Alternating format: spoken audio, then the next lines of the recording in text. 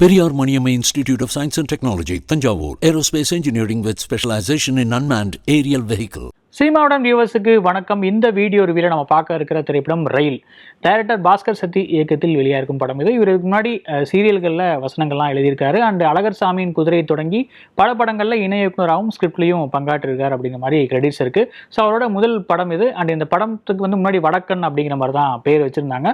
But sensor பிரச்சனைகளால் அந்த பேரை பயன்படுத்த முடியல அப்படிங்கிறதுனால நார்த் இந்தியன்ஸை இங்கே புலம்பெயர்ந்து அவங்க வரதுக்கான வாகனமாக பயன்படுறது ரயில் தான். ஸோ அந்த ரயில் அப்படிங்கிற பேரை டைட்டிலாக இப்போ வச்சிருக்காங்க. ஸோ ஓவராலாக இந்த படம் என்ன அரசியல் பேசுது, அந்த பேசுகிற அரசியலை சுவாரஸ்யமாக பேசியிருக்கா இல்லையா, அண்ட் ஓவராலாக படம் எப்படி இருந்துச்சு அப்படிங்கிறதெல்லாம் இந்த ரிவ்யூவில் பார்க்கலாம். வாங்க ரிவ்யூக்குள்ளே போகலாம். ரயில் படத்தோட ஒன்லைன் என்ன அப்படிங்கிறத பார்த்துடலாம். குங்குமராஜ் வைரமாலா தம்பதி தேனியில் இருக்கிற ஒரு சின்ன கிராமத்தில் வாழ்ந்துட்டு இருக்காங்க. அதில் குங்குமராஜ் ஒரு குடிக்கு அடிமையானவராக இருக்கார். அவர் எலக்ட்ரீஷியனாக இருந்தாலும் அந்த வேலைக்கு போகாமல் ஊதாரித்தனமாக தன்னுடைய நண்பரான ரமேஷ் வாதியா கூட ஊரை சுற்றிட்டு வாழ்ந்துட்டு இருக்காரு. அதனாலேயே உள்ளூர்லேயே யாரும் அவரை மதிக்கிறது இல்லை, அவரை நம்பி எந்த வேலையும் கொடுக்க தயங்குறாங்க அப்படிங்கிற மாதிரியான ஒரு விஷயங்கள் காட்டப்படுது. ரெக்கமெண்டேஷனில் வேலை வந்தாலும் அதை கூட செய்யாமல் ஊதாரித்தனமாக சுற்றுறது தான் அவரோட ஐடியாலஜியாக இருக்குது. அதனாலேயே அவரோட குடும்பத்திலையும் சில பிரச்சனைகள் அண்ட் அவரோட சொந்த மாமனாரே மதிக்கல அப்படிங்கிற மாதிரியான சூழ்நிலைகள்லாம் இருக்கு. இதுக்கிடையில இவங்க வீட்டுக்கு ஆப்போசிட்ல தான் ஒரு நார்த் இந்தியன் இருக்காரு. அவர் பேரு சுனில். அவர் அங்க இருக்கிற ஒரு மில்லுல ஒரு வேலை பார்த்துட்டு இருக்காரு, ஒரு கௌரவமான வேலை. அவருக்கு சொந்தமா பைக் எல்லாம் இருக்கு அப்படிங்கிற மாதிரி காட்டப்படுது. இதனாலேயே குங்குமராஜுக்கும் அந்த நார்த் இந்தியன் மேல ஒரு சின்ன பொறாமை. நம்ம உள்ளூர்லயே நம்மளால இங்க ஜெயிக்க முடியல, பட் வேற ஒரு மாநிலத்திலிருந்து இங்க வந்தவர் இப்படி வாழ்ந்துட்டு இருக்காரு அப்படிங்கிற ஒரு பொறாமை அவருக்கு இருந்துட்டே இருக்கு.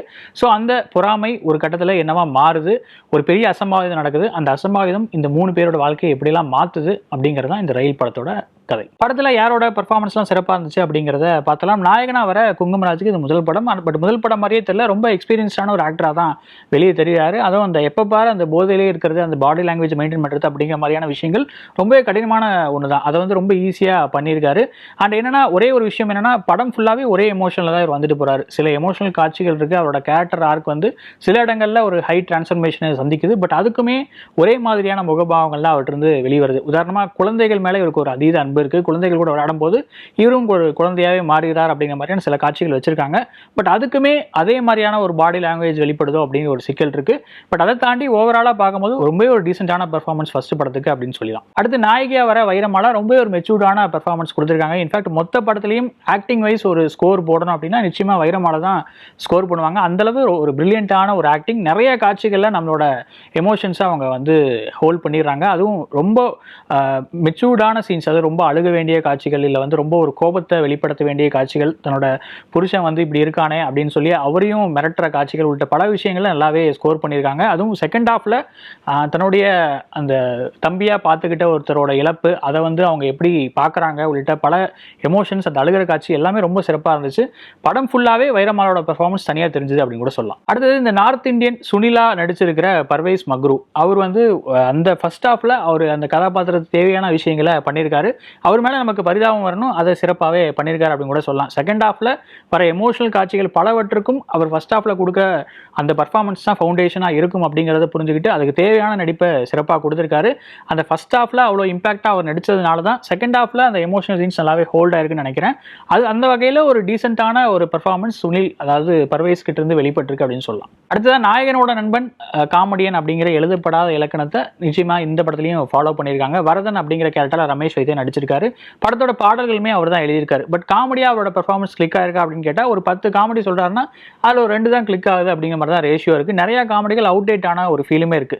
பட் பாடி லாங்குவேஜ்ல இருந்து பல விஷயங்கள் ஒரு காமெடி ஆக்டருக்கு தேவையான விஷயங்கள் அப்படியே இருக்கு. ஒரு காமெடினா நிச்சயமா ஒரு ரவுண்ட் வருவார் அப்படின்னு கூட சொல்லலாம். பட் இந்த படத்துல காமெடி டயலாக்ஸ்ல இன்னுமே கொஞ்சம் ஒர்க் பண்ணிருக்கலாம். மற்றபடி பெர்ஃபார்மன்ஸ்ல எந்த குறையும் இல்லை. இதை தாண்டி சின்ன சின்ன சப்போர்ட்டிங் கேரக்டர்ஸ்ல வர, அதாவது இந்த குங்குமராஜோட மாமனாரா வரவர், அப்புறம் அந்த கான்ட்ராக்ட் கொடுக்க ஒருத்தரா, ஒரு பில்டிங் கான்ட்ராக்ட் கொடுக்குற ஒருத்தர் பேசுவார் அவரு, அப்புறம் அந்த பார்ட்டி கேரக்டர்ல வந்தவங்க எல்லாருமே ஒரு பிரில்லியன்டான பெர்ஃபார்மன்ஸ் கொடுத்துருக்காங்க. சப்போர்ட்டிங் க்ரூ, அந்த கிராமத்தில் வாழ்ற மனுஷங்க அப்படிங்கிறதே ஒரு பெரிய கிரெடிட் தான் நினைக்கிறேன். ஏன்னா அந்த அளவு அவங்க ரொம்ப ரியலிஸ்டிக்கான ஒரு பெர்ஃபார்மன்ஸை டெலிவர் பண்ணியிருக்காங்க. படத்தோட பாசிட்டிவ்ஸ் என்ன அப்படிங்கிறத பார்த்தலாம். டைரக்டர் பாஸ்கர் சத்தி வட மாநிலத்தவர்களோட, அந்த தொழிலாளர்களோட துயரத்தை வேற ஒரு பெர்ஸ்பெக்டிவ்ல பதிவு பண்ணணும் அப்படின்னு நினைச்சிருக்காரு. அதுல முடிஞ்ச அளவு சக்சஸ் பண்ணியிருக்காரு அப்படின்னு கூட சொல்லலாம். நிறைய இடங்கள்ல, அதாவது இந்த வட மாநிலத்தவர்கள் இங்க வேலை செய்யறாங்க அப்படின்னாலே ஒரு பொது பார்வை ஒன்று இருக்கும். என்ன அப்படின்னா, தமிழர்களோட வேலை வாய்ப்பை அவங்க வந்து பறிக்கிறாங்க, அவங்களுக்கு கிடைக்க வேண்டிய வருமானம் வேற ஒரு ஆட்களுக்கு வட மாநிலத்தவங்களுக்கு போகுது அப்படிங்கிற மாதிரியான ஒரு பொதுப்படையான பார்வை இருக்கும். அதனாலேயே வட மாநில தொழிலாளர்கள் நம்ம ஒரு டீக்ரேடேஷனாக பார்ப்போம். அவங்க வந்து ஒரு குறைவான சம்பளத்துக்கு, தமிழர்களோட குறைவான சம்பளத்துக்கு வேலை பார்க்கறதுனால அவங்களுக்கு நிறைய ஆப்பர்ச்சுனிட்டிஸ் கிடைக்குது, அவங்களால தமிழர்கள் வந்து ஏமாற்றப்படுறாங்க அப்படிங்கிற மாதிரிலாம் பெர்ஸ்பெக்டிவ் இருக்கு. அது எல்லாத்துக்கும் ஒரு மறைமுகமான, அதாவது ஒரு சட்டிலான ஒரு பதில்கள் சொல்ல இந்த படத்துல ட்ரை பண்ணியிருக்காரு டைரக்டர். அதுல முடிஞ்ச அளவு நிறைய விஷயங்கள் சரியாகவும் இருக்கு அப்படிங்கிறது ஒரு பாராட்ட வேண்டிய விஷயம். அதாவது இங்க ஏன் வந்து வட மாநிலத்தவர்கள் வந்து இவ்வளவு தூரம் உள்ள வந்திருக்காங்க, இவ்வளவு வந்து வேலை பார்க்குறாங்க அப்படின்னா, இங்க இருக்கிற ஆட்கள் அவங்க மேல இருக்கிற பிரச்சனைகள் என்ன, அவங்க இந்த மாதிரி தொழில் செஞ்சுட்டு இருந்தவங்க ஏன் அப்படி திடீர்னு ஒரு டிரான்ஸ்ஃபர்மேஷன் மாறினாங்க, அவங்க அவங்க கிட்ட இருக்கிற சிக்கல்கள் என்னென்ன, அதெல்லாமே டீட்டெயிலாகவே பேசியிருக்காரு. அதுவுமே 2 கேரக்டர்ஸ் தான், ஒரு வட மாநிலத்தவர் இருக்காரு, ஒரு தமிழர் இருக்காரு. 2 கேரக்டர்ஸை வச்சு இவ்வளோ பெரிய அரசியலை பேச ட்ரை பண்ணியிருக்காரு. அதுவே நிச்சயமா ஒரு பாராட்டப்பட வேண்டிய விஷயம். அதே மாதிரி இந்த புலம்பெயர் பிரச்சனை அப்படிங்கிறது இங்கே மட்டும் இல்லை, எல்லா நாடுகள்லையுமே இருக்கிற ஒரு விஷயம் தான். காமனாக ஒரு இமிகிரண்ட்டை அவங்க எப்படி பார்க்குறாங்க, இல்லை வந்து வேற வெளியாட்களை எப்படி பார்க்குறாங்க அப்படிங்கிற பார்வை எல்லா இடத்துலையும் ஒன்றா தான் இருக்குது. அது தமிழ்நாடு மட்டும் இல்லை, எல்லா ஊர்லேயும் இருக்குது அப்படிங்கிறது ரொம்ப சில வசனங்களில் கடத்திட்டு போயிடுறாரு. அதுவும் அந்த குறிப்பாக வந்து ஒரு துபாயில் வேலை பார்க்குற ஒருத்தர் வந்து தன்னோட அனுபவத்தை வந்து ஒரு காட்சியில் வந்து பகிர்ந்துக்குவார். இங்கேருந்து நான் அங்கே போய் வேலை பார்க்குறேன் அப்படின்னா நானுமே அங்கே இருக்கிற ஆட்களுக்கு அவுட் சைடர் தான், ஸோ என்னையும் அவங்க ஒரு மாதிரி தான் ட்ரீட் பண்ணுவாங்க. அந்த வகையில் பார்த்தா வட இந்தியாவிலேருந்து இங்கே வந்து ஒர்க் பண்ணுறவங்களும் நான் அங்கே போய் ஒர்க் பண்ணுறவங்களும் ஒரே நிலையில தான் இருக்கும், ஒரே பொருளாதாரத்தில் தான் இருக்கும், ஒரே சமூக அடுக்கில் தான் இருக்கும். இதை நம்ம புரிஞ்சுக்கிட்டாலே வட மாநிலத்தவங்களை வந்து நம்ம ரொம்ப மோசமான பார்வையில் பார்க்க மாட்டோம் அப்படிங்கிற மாதிரி ஒரு மெசேஜ் சொல்லியிருக்காரு. அந்த காட்சி உள்ளிட்ட பல விஷயங்கள் உண்மையிலேயே பாராட்டத்தக்கது. அடுத்த படத்தோட ஆரம்பத்திலேயே ஒரு பல்பு சீன் ஒரு குறியீடாக வச்சிருப்பாரு. என்னன்னா, ஹீரோ வந்து சரக்கடிக்க காசு வேணும் அப்படிங்கிறதுக்காக ரொம்ப அலைஞ்சு ஒரு எலக்ட்ரிஷியனாக ஒரு வேலையை பார்த்து ஒரு பல்பு மாட்டி விட்டு போவார், அதுக்கு 100 ரூபா வாங்கிட்டு போவார் அப்படிங்கிற மாதிரி ஒரு காட்சி இருக்கும். அதுக்கு பேரலாக ஒரு வீட்டில் அந்த ஹீரோயினோட வீட்டில் வந்து பவர் கட் ஆகிருக்கும். ஸோ அதுக்கு வந்து ஒரு அந்த நார்த் இந்தியன் வந்து சாதாரணமாக வந்து பல்பு மாட்டி கொடுத்துட்டு போவார், அது ஒரு ஹெல்ப்பாக பண்ணிட்டு போவார். இந்த கம்பேரிசனை நீங்கள் எடுத்துட்டா கூட ஒரு தமிழருக்கும் அந்த வட மாநிலத்தவருக்கும் அந்த உழைப்பு சுரண்டல் அப்படிங்கிறது எப்படி நடக்குது அப்படிங்கிறத ஒரு ஒரு உதாரணத்தோட ஒரு சட்டிலாக விளக்கியிருந்தார். அதுவுமே ரொம்ப சினிமாட்டிக்காக இல்லாமல் ஒரு இயல்பான ஒரு பதிவாக இருந்துச்சு. அந்த சீன் மாதிரி நிறைய காட்சிகள் படத்தில் இருக்குது அப்படிங்கிறதும் ஒரு நோட் பண்ண வேண்டிய விஷயம். அடுத்த படத்தில் இதெல்லாம் பெட்டராக இருந்திருக்கலாம் அப்படிங்கிறத பார்த்தலாம். எனக்கு படத்தில் பெருசாக ஒரு பெரிய உறுத்தலாக இருந்தது அப்படின்னா அதோட மேக்கிங் ஸ்டைல் தான். ஏன்னா ரொம்ப ஓல்ட் ஸ்கூலாக சில விஷயங்கள் வந்து படத்தில் இருந்துச்சு. அதனாலேயே என்னமோ அந்த படத்தோட நம்மளால் ஒன்ற முடியாத ஒரு ஃபீலுமே இருந்துட்டு இருந்துச்சு. ஒரு டாக்குமெண்ட்ரி வைப்பை வந்து அந்த படம் ஃபுல்லாகவே கொடுத்துட்டு இருந்துச்சு. முக்கிய காரணம் என்ன அப்படின்னா, நிறைய மாண்டேஜ் ஷாட்ஸ் வந்து யூஸ் பண்ணியிருந்தாங்க. அதாவது ஒரு நாள் வந்து விடியுது, அடுத்த நாள் கதை போயிடுச்சு அப்படின்னா உடனே வந்து ஒரு சூரிய உதயத்தை காட்டுறது, அப்புறம் ஒரு நாள் முடியுதுன்னா நிலாவை காட்டுறது, அப்புறம் வந்து சேவல், அப்புறம் வந்து கோழி, அப்புறம் ஆடு உள்ளிட்ட பல விஷயங்களை குறியீடாக பயன்படுத்துறது.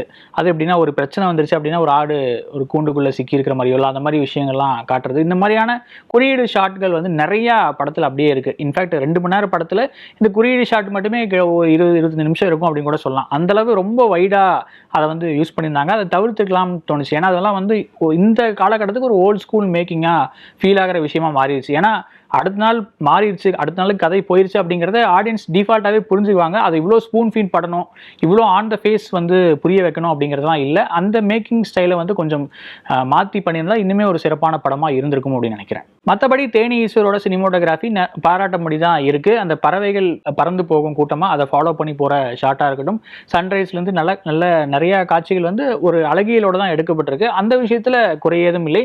அதுவும் அந்த பிணத்தை வந்து எடுத்துகிட்டு வந்து வைக்கிறப்போ ஒரு காஞ்ச ரோஸோட ஒரு ஷாட் வந்து வச்சிருப்பாரு. அது உண்மையிலே ரொம்ப பிரில்லியண்டாக இருந்துச்சு. அந்த மாதிரியான கம்போசிஷன் படத்தில் அங்கங்கே இருக்குது. அது நோட் பண்ணவும் வைக்குது அப்படின்னு கூட சொல்லலாம். அடுத்த இசையமைப்பாளர் எஸ்.ஜே. ஜனனியோட இசையில் பூ பூக்குது அப்படிங்கிற அந்த பாடல் தனியாக கேட்கறதுக்கு நல்லா இருக்குது. பட் திரைக்கதையில் ஒரு ஸ்பீட் பிரேக்கராக தான் அது இருக்குது அப்படிங்கிறத சொல்லிக்கலாம். அண்டு பின்னணி இசை எல்லா உணர்வையும் கடுத்துதா அப்படின்னு கேட்டால் அது ஒரு கேள்விக்குறி தான். ஏன்னா நிறைய இடங்களில் செக் பாக்ஸ் மாதிரி டிக் அடித்தாலும் அந்த பதற்றம் அப்படிங்கிற விஷயத்த பின்னணி இசை அவ்வளோவா ஆம்பிளிஃபை பண்ணலை அப்படிங்கிறது ஒரு குறை தான். அடுத்தது படம் ஃபுல்லாகவே லைவ் சவுண்டு தான் யூஸ் பண்ணியிருக்காங்க. ராஜேஷ் சசீந்திரன் அப்படிங்கிறது தான் அந்த ஒளி வடிவமைப்பை செஞ்சிருக்காரு. நிறைய டைலாக்ஸ் இது வந்து ரொம்ப ஆப்டாக இந்த கதைக்கு, அதாவது அந்த வில்லேஜ் பேஸ்டான கதைக்கு ரொம்ப பொருந்தி போனாலும் ஒரு சில வசனங்கள் நமக்கு புரியாமல் போயிருச்சு. அதுவும் குறிப்பாக அந்த ஒரு பாட்டி வந்து பேசுவாங்க, அந்த வீட்டில் இருக்கிற அந்த ஓனர் பாட்டி வந்து நிறைய பாட்டு பாடுவாங்க, நிறைய வசனங்கள் சொல்லுவாங்க. அது எல்லாமே நமக்கு கன்வே ஆகலை. அதுக்கு இந்த லைவ் சவுண்ட் அப்படிங்கிறது கொஞ்சம் பிரச்சனையாக இருந்துச்சோ அப்படிங்கிற ஒரு ஃபீலும் இருக்குது. அண்ட் இதை தாண்டி இந்த வட மாநில தவறுகள் இங்கே வந்ததுக்கப்புறம் நம்மளோட கலாச்சாரம் எப்படி மாறி இருக்கு அப்படிங்கிற மாதிரி ஆரம்பத்தில் ஒரு ஷாட் வந்து வச்சிருப்பாங்க. ஒரு டீ கடையில் வந்து வடை போடுறதெல்லாம் நிறுத்திட்டு பானிபூரி போடுறாங்க, அப்புறம் வந்து வடப்பா போடுறாங்க, அந்த மாதிரியான ஒரு காட்சிகள் இருக்கும். பட் எந்த டீ கடையிலுமே எனக்கு தெரிஞ்சு அது மட்டுமே, அதாவது பானிபூரி மட்டுமே போடுறாங்க, இங்கே வடப்பாவு மட்டுமே இருக்குன்னு இல்லை, நிச்சயமா எல்லா கடையிலையும் வடை போட்டு தான் இருக்காங்க. அந்த சீன் மட்டும் கொஞ்சம் ரியலிஸ்டிக் அப்ரோச்சுக்கு வெளியே இருந்த மாதிரி ஒரு ஃபீல் இருந்துச்சு. அதுவும் சிட்டியாக இருந்தால் கூட பரவாயில்ல, தேனி மாதிரி ஒரு கிராமத்தில் வடை போடுறதை நிறுத்திட்டு ஒரு போண்டா போடுறதை நிறுத்திட்டு இந்த மாதிரி பானிபூரி தான் எல்லாரும் சாப்பிட்றாங்க அப்படிங்கிற மாதிரியான ஒரு காட்சி வச்சது வந்து ரொம்ப திணிப்பா தெரிஞ்ச ஒரு ஃபீல் இருக்கு. அது ரியலிஸ்டிக்காகவும் இல்லை. அடுத்ததாக வட மாநிலத்தவர்கள் இங்கே வரதுக்கான ரீசன் என்ன அப்படிங்கிறதையும் படம் இன்னும் டீட்டெயிலாக பேசியிருக்கலாம். ஏன்னா முன்னாடி சொன்ன மாதிரி இங்கே இருக்கிற ஆட்கள் அந்த குடிபோதை உள்ளிட்ட பல விஷயங்களை சிக்கி தவிக்கிறாங்க, அதனால தான் வட மாநிலத்தவர்கள் வராங்க அப்படிங்கிற மாதிரியான ஒரு மெசேஜ் படத்தில் சொல்லியிருந்தாலும் அவங்க அழைச்சிட்டு வர முதலாளிகளோட பார்வையும் கொஞ்சம் பதிவு பண்ணியிருக்கலாம். அதில் இருக்கிற சிக்கல்களையுமே சொல்லியிருக்கலாம். ஏன் அப்படின்னா இங்கே இருக்கிற ஆட்கள், அதாவது இந்த தமிழ்நாடு மாதிரியான ஒரு மாநிலம் முன்னேறி போயிட்டு இருக்கு, ஒரு அடுத்த கட்டத்துக்கு நகர்ந்திருக்கு.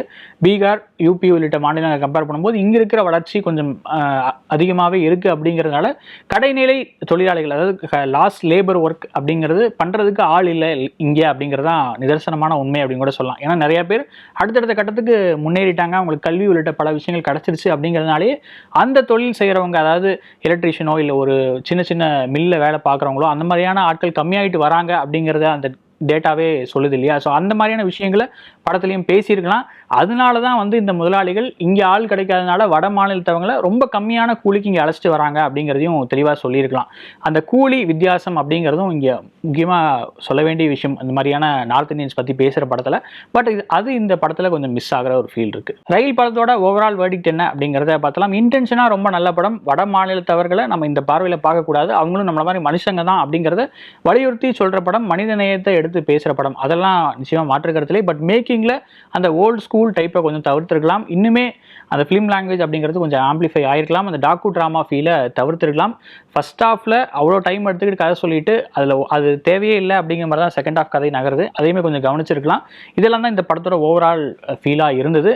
என்னை பொறுத்த வரைக்கும் இந்த படத்தை ஒரு ஆவரேஜான ஒரு வாட்சாக நான் ரேட் பண்ணுவேன். ஒருவேளை இந்த படத்தை நீங்கள் பார்த்துருந்தீங்க அப்படின்னா உங்களோட வியூ என்ன அப்படிங்கிறத கமெண்ட்டில் சொல்லுங்கள். வேற ஒரு வியூ உங்களை மீட் பண்ணுறேன். நன்றி, வணக்கம். Periyar Maniammai institute of Science and Technology, Tanjavur. Aerospace engineering with specialization in unmanned aerial vehicle.